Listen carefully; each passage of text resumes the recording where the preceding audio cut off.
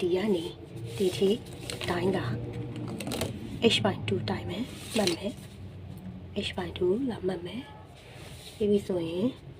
h/2 - 9မှတ်မယ်ဆိုတော့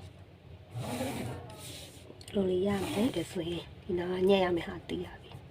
နော်အဲ့လိုလေးရမယ်အကယ်၍ရှည်လုံးလေးပြကြိတ်တို့ပါလို့ဆိုရင်တော့ဒီအတိုင်းလေးယူရမယ်ဒီအတိုင်းယူပြီးဒီကနေပြီးတော့မှ9 cm ထွက်ပြီးတော့မှဒဲပဲယူရမယ်နော်ဒဲပဲထားရမယ်ဒါလည်းတောက်ချုပ်ပြီးတော့မှအကုန်လုံးဒါတွေခောက်နော်ဒီချုပ်စာတွေချုပ်ခောက်စာတွေချုပ်အောက်ကလည်းပြီးပြီဆိုရင်ဒီကနေဒီထိတိုင်းပြီးတော့မှခပတ်ကိုခပတ်အရှိရလာလိမ့်မယ်နော်ခပတ်ကိုတိုင်းအရှိရနေပြီးတော့မှဘယ်ဘက်ကိုဒီဘက်ဘယ်ဘက်ကိုကြတော့35ပေါင်းမယ်ဒီဘက်ကိုကြတော့80ကနေပြီးတော့85အတွင်ပေါင်းမယ်ဝိုင်းဝါတို့များများပေါင်းဆိုတော့ပြီးပြီဆိုရင်သူ့ရဲ့ခပတ်ရဲ့အနံပေါ့နော်